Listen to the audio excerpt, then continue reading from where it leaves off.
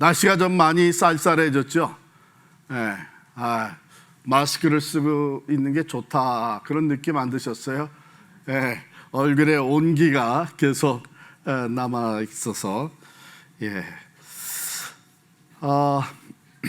인생은 배를 타고 항해하는 것 같다 하는 표현을 우리가 자주 씁니다. 그렇습니다. 변화가 많죠. 이렇게 평탄하게 순풍에 돛을 달고 가기도 하지만 풍랑이 일립니다. 생각지 않았던 어려움, 시련의 순간이 찾아오기도 합니다. 그래요. 우리가 건강의 풍랑을 만나기도 하죠. 또 경제의 풍랑, 또 가정의 풍랑이 일기도 합니다. 그런가 하면 우리가 사는 사회에, 심지어는 믿음의 공동체인 교회도 풍랑이 일곤 합니다. 인생에 불어오는 그 풍랑은 믿는 사람이나 안 믿는 사람이나 누구에게나 있습니다. 바라기는 아무 어려움도 없이 그저 평탄한 생활을 우리가 다 바라지만, 실제는 누구에게나 어느 가정에나 이런 어려움과 시련의 바람이 불어옵니다. 그렇기 때문에 문제는 우리가 그것을 어떻게 대처하고 극복해 나가느냐 하는 것이죠. 꽤 많은 사람들이 예상치 않았던, 전혀 예기치 않았던 이 풍랑이 들이닥치면서 좌절하고 절망하고, 심지어는요 스스로 자기의 생명을 포기하는 사람들도 있습니다. 그러나 오늘 하나님의 말씀은 우리 믿는 사람들에게, 우리 성도들에게, 우리에게 풍랑이 들이닥칠 때에 그것을 어떻게 극복해 나갈 것인가 뿐만이 아니라, 오히려 그 풍랑으로 인해서 어떻게 하나님의 뜻을 더 잘 깨닫고 하나님의 주신 사명을 잘 감당할 것인가, 이런 귀한 교훈이 담겨져 있습니다.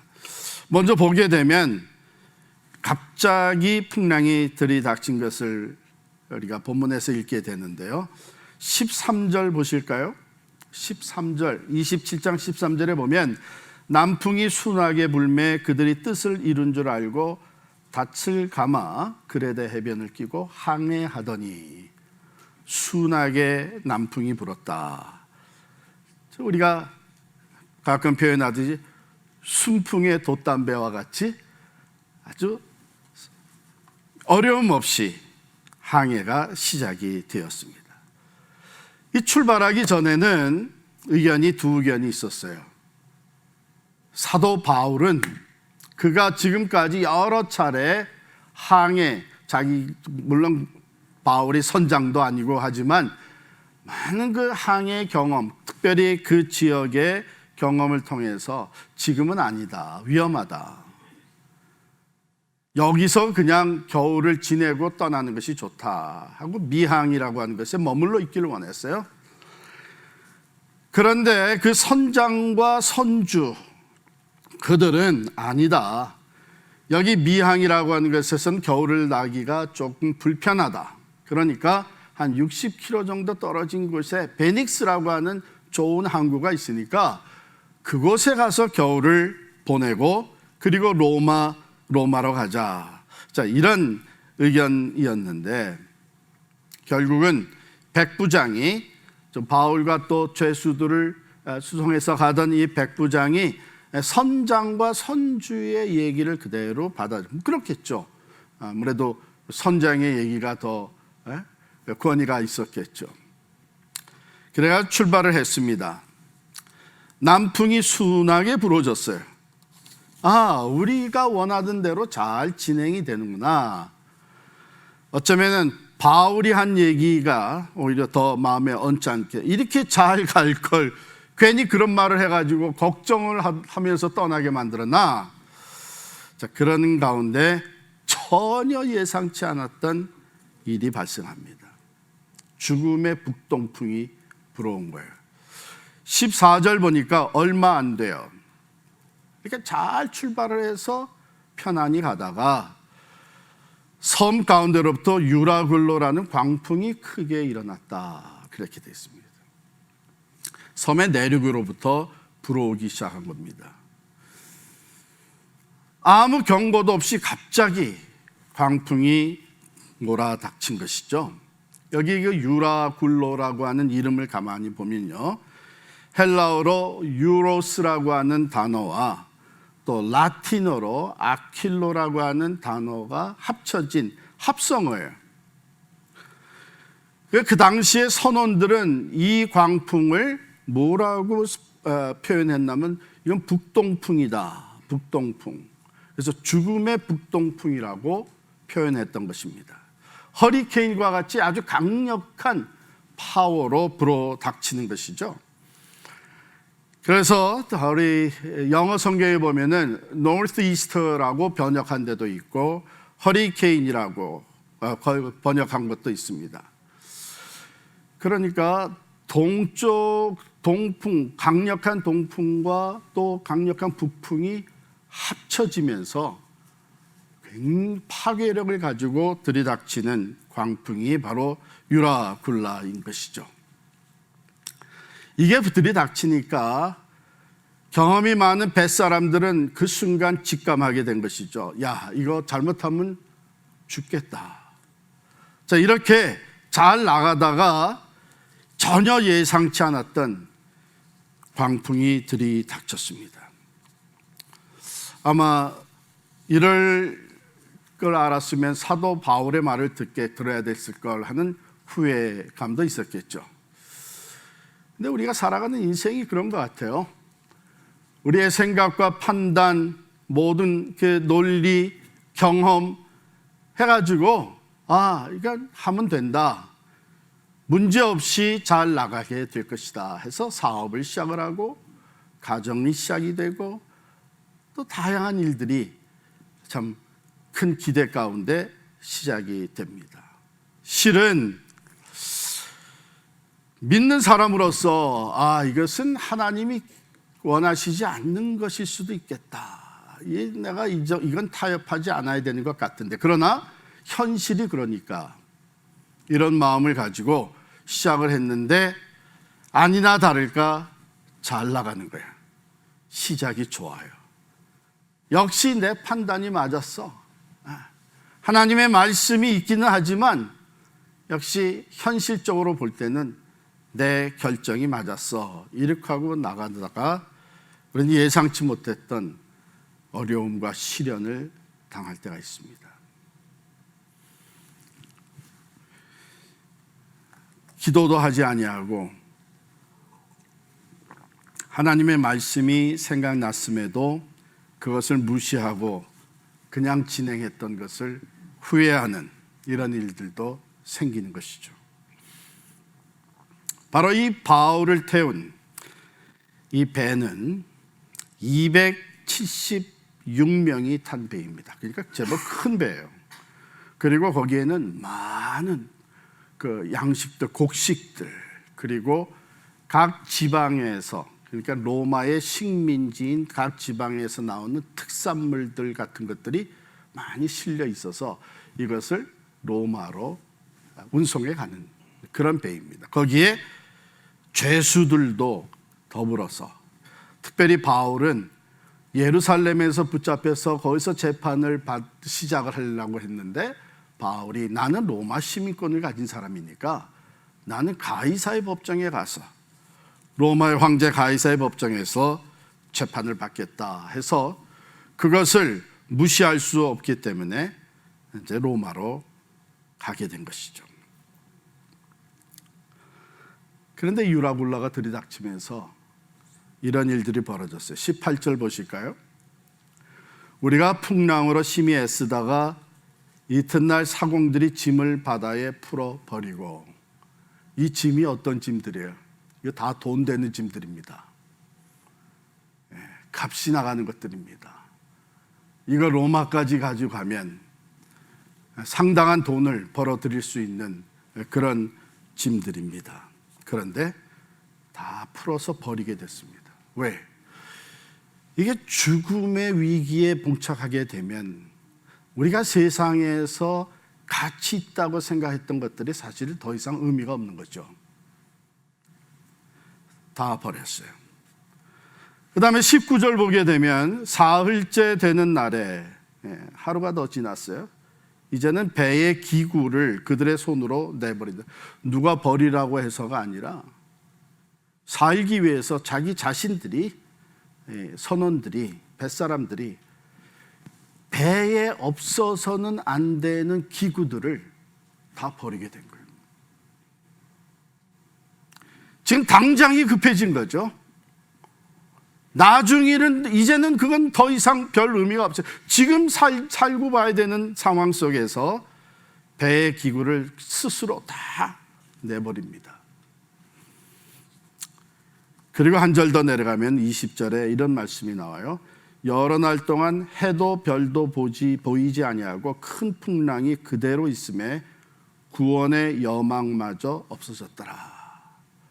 며칠 동안 전혀 빛을 보지 못하는 가운데 구원의 여망, 혹이라도 이렇게 되면 살 수 있지 않을까 하는 그 소망의 여지, 남은 것이 하나도 없는 거예요. 완전히 절망적인 상황에 놓이게 된 거예요. 왜? 이 광풍의 위세는 좀처럼 줄어들지가 않은 것이죠. 이 시련의 바람은 계속해서 불어오고 있었습니다. 모든 양식과 물품들을 다 버렸습니다. 배에 꼭 필요한 기구들마저 다 버렸습니다. 그리고 며칠 동안 먹지 못한, 이제는 한 가닥의 소망의 여지도 남은 것이 없습니다. 이제는 이대로 죽는가 보다. 그런 상황이 된 것이죠. 자신들이 그토록 지키려고 했던, 잘 지켜서 겨울을 나고 로마까지 가지고 가려고 했던 물건들이 이제 바닷속에 다 잠겨버렸습니다. 배에 필수적으로 있어야만 하는 기구까지도 다 내버렸습니다. 혹이라도 이렇게 되면 살 수 있지 않을까 했던 생각도 이제는 다 절망의 어둠 속으로 파묻히고 말았습니다. 죽음의 유라굴라는 조금 더 잦아들질 않았기 때문이죠. 자, 이러한 상황에서 희망의 음성이 들려왔습니다. 21절 보면 여러분이요, 바울이 가운데 서서 말하되 여러분이요 내 말을 듣고 글에 대해서 떠나지 아니하여 이 타격과 손상을 면하였더라면 좋을 뻔하였느니라. 그러나 이제는 다 늦었습니다. 이제는 우리 다 죽고 맙니다. 그 얘기를 하려고 일어선 것은 아니에요. 22절에 보면 이제는 안심하십시오. 이제는 안심하라. 너희 중 아무도 생명에는 아무런 손상이 없겠고 오직 배뿐이리라. 배는 다 파괴되고 잃어버리게 될지언정 생명은 다 구원을 얻게 될 것입니다. 이 바울의 음성이 들려왔습니다. 그 칠흑 같은 어둠 속에 죽음의 두려움에 완전히 휩싸여 있던 사람들의 귀에 이게 농담일지언정 참 그래도 희망을 갖게 만드는 얘기가 되었던 것이죠. 그러나 여러분, 이게 바울이 그저 사람들을 위로하겠다고 이런 때에 긍정적인 사고를 가져야 됩니다. 아무리 절망 가운데 있어도 우리가 이 마음에 이 희망을 다 잃어버리면 결국은 죽고 마는 것입니다. 그러니 억지로라도 희망을 가집시다. 이런 어떤 positive thinking을 얘기하는 것은 아니에요. 바울이 이렇게 얘기할 수 있었던 것은 자기가 목소리를 내서 희망의 메시지를 전하기 전에 자기에게 먼저 들려온 음성이 있었습니다. 22절에 보면 바울이 이렇게 얘기합니다. 내가 속한 바 곧 내가 섬기는 하나님의 사자가 어젯밤에 내 곁에 서서 말하되. 바울이 입을 열기 전에 바울에게 먼저 들려온 희망의 메시지가 있었던 거예요. 복음을, 굿뉴스를 전하기 전에 내 삶 속에 주어진 굿뉴스가, 복음이 있다고 하는 것이죠.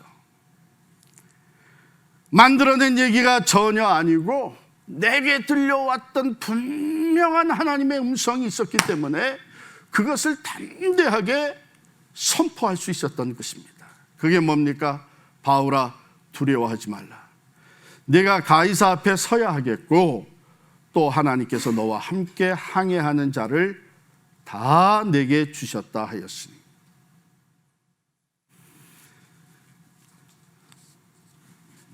그러니 여러분들 안심하십시오.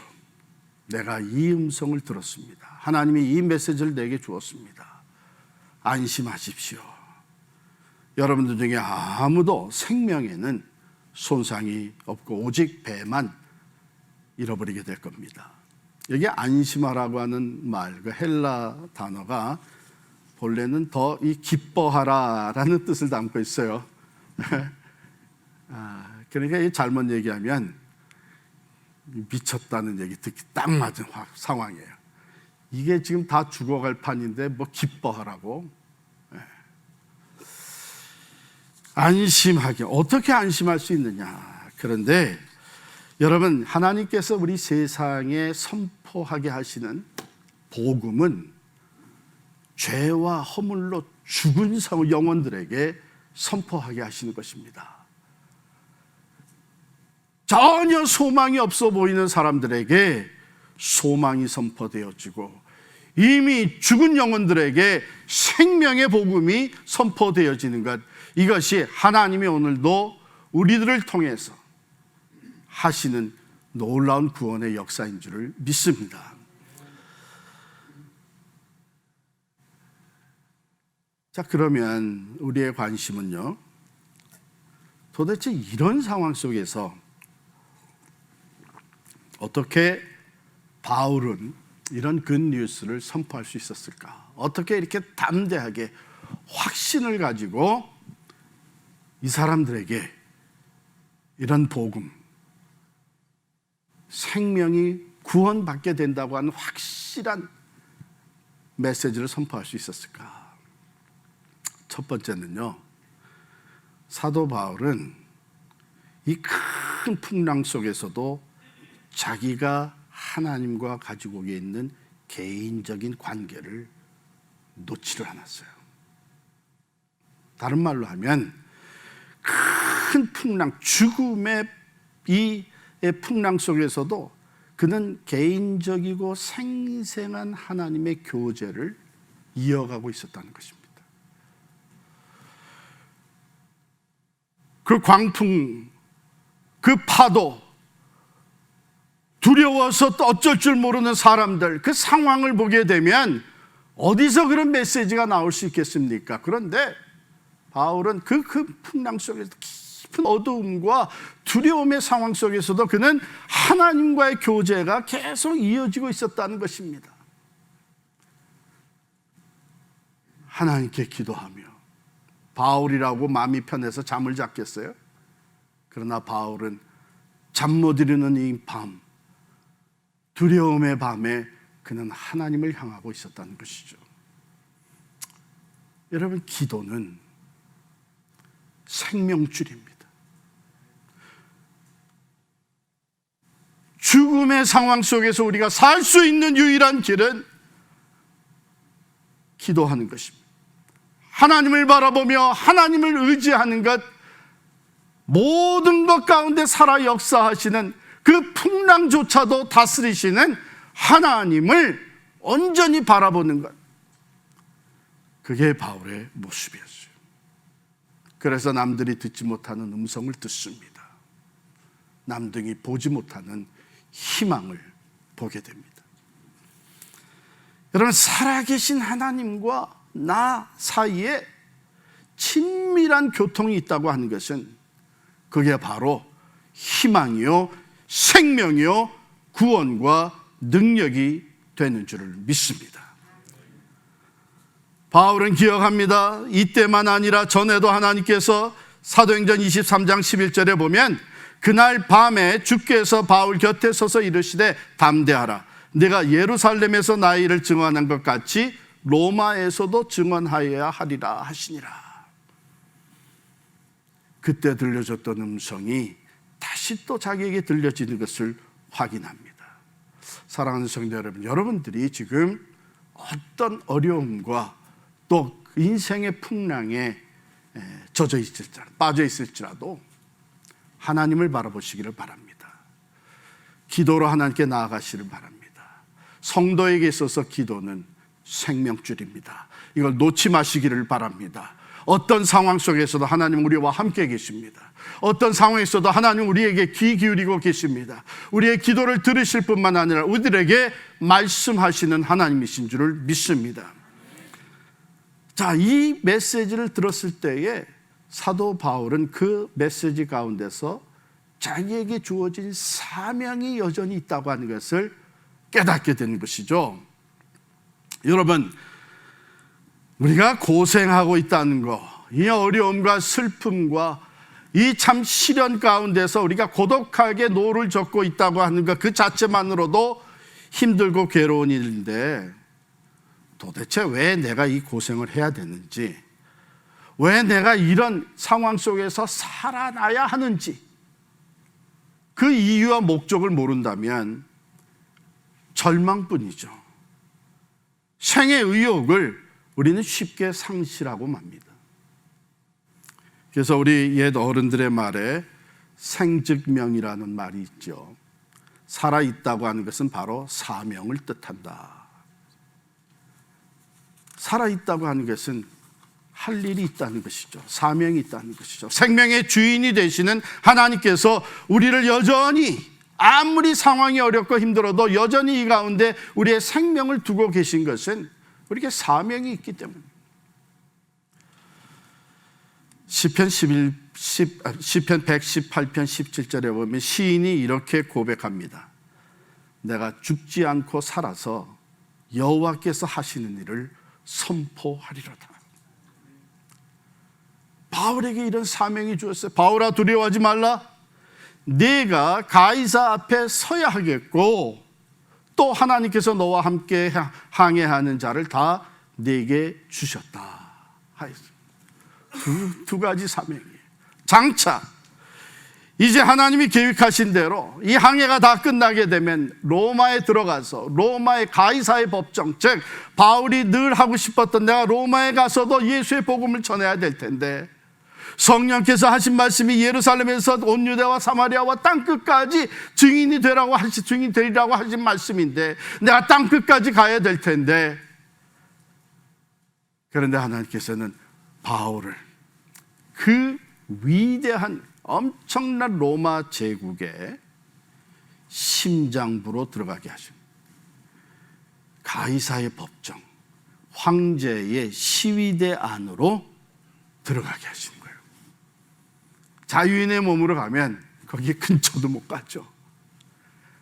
이 사명이 바울에게 있었던 것입니다. 내가 가이사 앞에서 예수 그리스도의 십자가와 부활을 증거하게 될 것이다.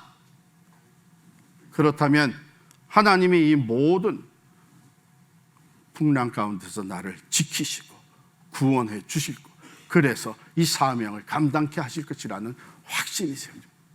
두 번째, 하나님께서 너와 함께 항해하는 자를 다 내게 주셨다. 이제 장차 가이사의 법정에서 해야 될 사명뿐만 아니라 지금 당장 in the midst of this suffering, 이 고통 한해, 이 두려움, 이 큰 풍랑 한 가운데서 지금 당장 해야 될 일이 또한 있다는 거예요. 그게 뭐예요? 내가 276명 이 사람의 생명을 보존하도록 리더십을 발휘하는 것이다. 지금 리더가 뭐예요? 죄인의 몸으로 끌려가는데 하나님께서는 그 풍랑 가운데서 바울을 리더로 세우십니다. 이제 모든 사람이 바울의 말을 들어야만 하는 그런 상황이에요. 왜? 바울이 희망의 메시지를 전했습니다. 살 길을 제시를 했습니다.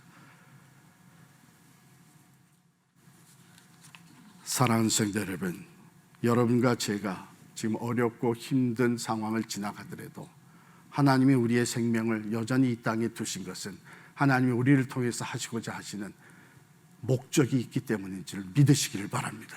아멘. 이 사명을 우리가 간직할 때에 우리는 풍랑이 일어도 담대할 수 있습니다. 절망하지 아니하고 소망 가운데로 나갈 수 있는 것입니다. 근데 더 중요한 것은요, 그 다음에 바울이 25절에 본 그러므로 여러분이여 안심하라. 나는 내게 말씀하신 그대로 되리라고 하나님을 믿어라. 말씀을 아는 사람은 많아요. 성경 말씀의 지식을 가진 사람은 많아요.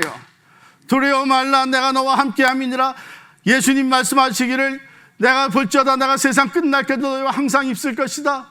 너희는 먼저 그 나라와 그 일을 구하라. 그리하면 이 모든 것을, 여러분 다 아시는 말씀이에요. 근데 문제는 내가 그 말씀을 신뢰하느냐는 거예요. 그 말씀을 믿느냐 하는 거예요. 얼마나 많은 사람들이 말씀을 그냥 지식으로만 가지고 있지, 삶의 두려운 상황, 위기 상황, 위기가 부딪혀 오게 되면은 이 말씀을 알면서도 말씀대로 하나님을 의지하지를 못한 거예요. 그러나 바울은 분명히 선포합니다. 나는 내게 말씀하신 그대로 되리라고 하나님을 믿노라. 무슨 말이에요? 말씀하신 하나님이 신실하신 하나님이라는 것이죠. 말씀대로 이루시는, 말씀하신 하나님이 전능자라고 하는 것이죠. 이런 상황 속에서도 하나님은 이 모든 것을 극복하고 구원 베푸시는 전능 능력의 하나님이라는 것이죠. 여러분 이거 믿습니까? 아멘. 우리가 어떤 상황에 놓여 있어도 우리가 하나님의 말씀을 붙잡고 나갈 때 하나님은 그 말씀대로 이루시고, 우리가 하나님을 온전히 신뢰할 때 하나님은 신실하실 뿐만 아니라 전능하신 분으로서 그 말씀대로 이루실 줄을 믿습니다. 이게 바울의 그 큰 풍랑 가운데 들려오는 음성을 듣고 선포했던 믿음의 고백이었어요. 그런즉 우리가 반드시 한 섬에 걸리리라. 어떻게 됐어요? 배에 있던 짐 다 바닷속에 던졌습니다. 기구 다 내던졌습니다. 나중에 이제 배가 부서지기 시작을 합니다. 그런데 말씀한 대로 276명은 한 사람도 죽지 아니하고 멜리데 섬에 들어가게 된 거예요. 구원을 받게 됐습니다. 그렇습니다. 우리 주님 말씀하시기를 요한복음 16장 33절에 세상에서는 너희가 환난을 당하나 담대하라. 내가 세상을 이기었노라. 환난은 우리에게도 있습니다. 풍랑은 우리에게도, 믿는 사람들에게도 부딪혀 옵니다. 그러나 죽음의 권세, 세상을 이미 이기신 주님께서 우리에게 약속하신 말씀, 볼지어다 내가 세상 끝날까지 너희와 항상 함께 있으리라. 할렐루야. 이 말씀을 온전히 붙잡고 나아갈 때에 믿음으로 승리하게 될 줄 믿습니다. 여러분 지금 어떤 풍랑을 만났습니까? 경제 풍랑, 가정의 풍랑, 건강의 문제, 또는 사역의 현장에서 어려움과 시련의 바람이 부딪혀 왔습니까? 바울아 두려워하지 말라. 말씀하신 하나님께서 오늘 우리들에게도 말씀해 주시는 줄 믿습니다. 우리 한 사람 한 사람을 향하면서 두려워하지 마라. 내가 너와 함께 함이니라. 두려워하지 마라. 내가 너를 통해서 이룰 일이 여전히 있느니라. 두려워하지 마라. 이 한가운데서 내가 나의 구원을 보게 될 것이니라. 사랑하는 성도 여러분, 우리가 늘 신앙 고백하는 게 뭐예요? 사도신경. 나는 전능하신 아버지의 하나님, 천지의 창조주를 믿습니다. 천지의 창조주, 전능자, 그분은요, 풍랑도 다스리시는 분이십니다. 2018년 1월 23일 휴스턴 텍사스에서 우리 교회가 속한 ECO 교단의 내셔널 게더링이 있었어요. 우리 교회 몇 분과 함께 그 내셔널 게더링에 참석을 했습니다. 1월 23일이었으니까 바로 그때로부터 한 달 전에 2017년 12월 31일 우리는 모든 것을 다 잃어버리고 광야로 나왔습니다. 파라무스에서 가지고 있었던 성전을 내어줬습니다. 그 안에 있던 모든 기구들 다 내어줬습니다. 교회 이름까지 뱅크 어카운트 다 내어주고 급히 교회 이름을 필그림 선교교회로 지었습니다. 그리고 한 달도 채 되지 못해서 저는 이 휴스턴에서 열린 ECO 내셔널 게더링에 참석할 때 제 마음은 말할 수 없이 두려웠습니다. 모든 것을 다 잃어버리고 이제 2,000여 성도들과 함께 광야로 나가는 이 시점에 정말 우리 필그림 교회가 타고 가는 필그림 호에 거센 광풍이 불어옵니다. 온갖 걱정과 두려움, 그것이 제 마음을 가득 채웠고 저는 이 무거운 마음으로 내셔널 게더링에 참석을 했는데 컨퍼런스 기간 어느 한 저녁 집회에 찬양을 하게 됩니다.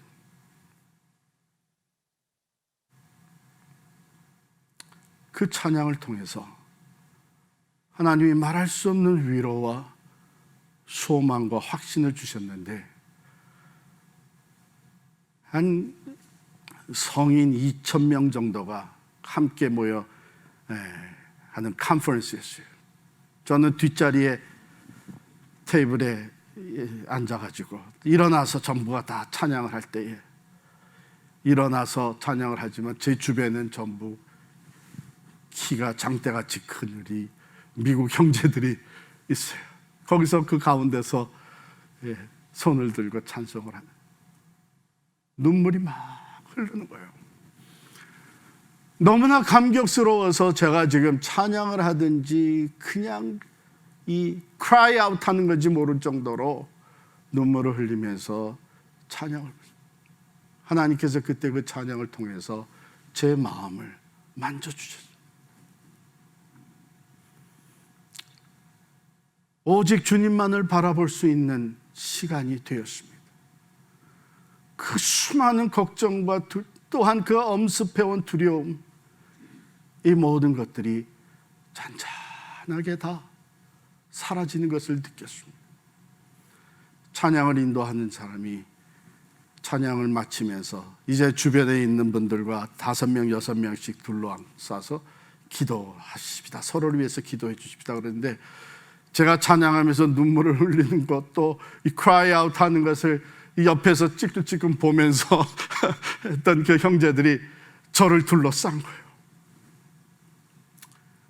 그 중에 우리 노예 회원이 있는데 우리 필그림 교회의 그 상황을 간단히 얘기를 하고 모두가 다 위에서 기도해 주는데 그때 저는 하늘로부터 주어지는 엄청난 위로와 평화를 마음에 얻게 됐습니다. 이제 그 집회가 끝나고 호텔 방으로 올라갔는데 메시지가 들어왔어요. 제 이제 영어 이름 폴이잖아요. 만약에 시간이 되면 11층에 와라.